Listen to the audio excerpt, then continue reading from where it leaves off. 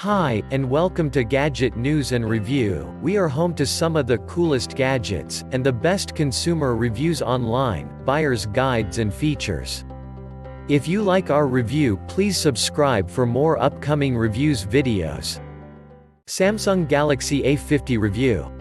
At this point, everyone is at least aware of Samsung's flagship Galaxy S phones like the Galaxy S10 and S10 Plus, and its slightly less expensive sibling, the $750 Galaxy S10e. However, as soon as you look beyond those for something even more affordable, Samsung's portfolio gets messy real quick. Between Samsung's various budget and mid-range offerings, there are a dizzying number of phones that all kind of seem the same. To make things even more confusing, depending on what carrier you're on, the same phone might have two different names, as we see with T-Mobile's Galaxy J7 Star and Verizon's Galaxy J7B 2nd Gen. With $350 Galaxy A50, Samsung is clearing out the clutter and going after some of the best budget and mid-range handsets on the market. With a retail price of $350, the Galaxy A50 slots neatly between the $300 Moto G7 and the $400 Pixel 3a. It also incorporates a couple of features the other two don't have, like dual rear cameras and an in-display fingerprint reader. From the outside, the Galaxy A50 looks quite similar to the Moto G7. Both phones have selfie cams that sit on a central notch that dips into their screens, big, mostly bezel-less displays, and smooth rounded backs. However, when you look closer, you begin to notice that everything looks and feels a bit more polished on the Galaxy A50.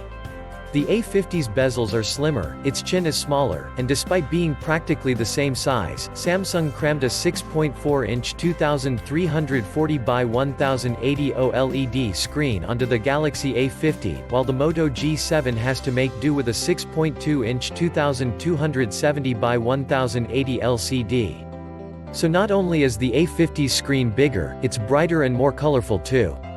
Both phones come with headphone jacks and micro SD card slots for expandable storage.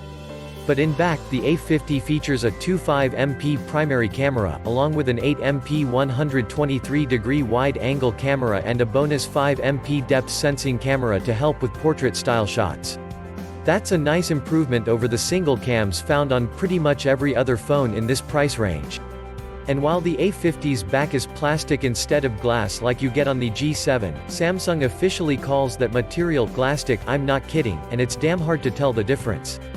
In terms of photography, the Galaxy A50 consistently topped the G7 too, thanks to generally better sharpness, color saturation, and particularly low light performance.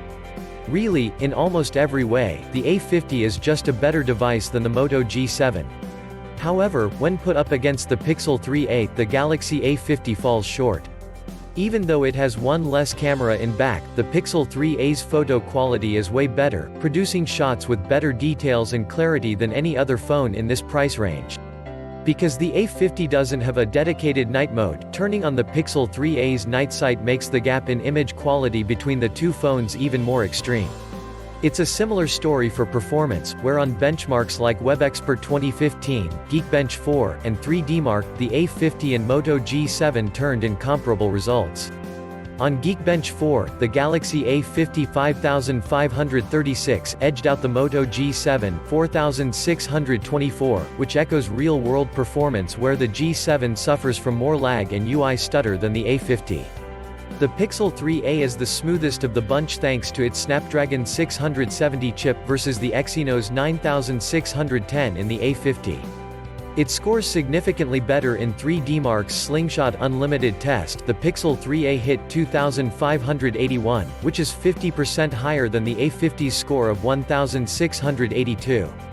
And when it comes to battery life, with a time of 12 hours and 17 minutes on our video rundown test, the Galaxy A50's 4000 mAh battery absolutely crushed the G7's mark of 929. Meanwhile, the Pixel 3a fared just barely worse at 1151, while the larger Pixel 3a XL was a tiny bit better with a time of 1243.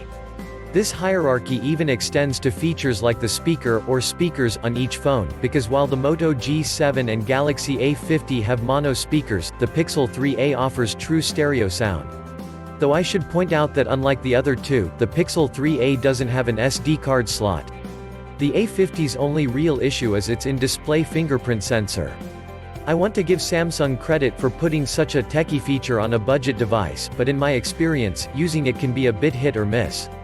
Typically, it had no issue reading my digits, but occasionally, it took 3 or 4 taps to unlock the phone. And even after re-registering my prints multiple times, I couldn't fix the issue. The most important factor in determining which one of these devices to buy is price. The $350 Galaxy A50 is better in practically every way than the $300 Moto G7, but it costs $50 more.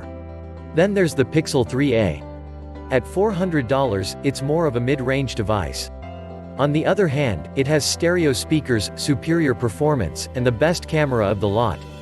Though if you can find deals like this one from B&H that has the Galaxy A50 for $280, Samsung's new budget handset is an easy pick. But more importantly, it seems like Samsung is putting more effort into its affordable phones. With the price of modern flagship phones pushing $1,000 or more, increased competition in the budget, mid-range segments is something to celebrate.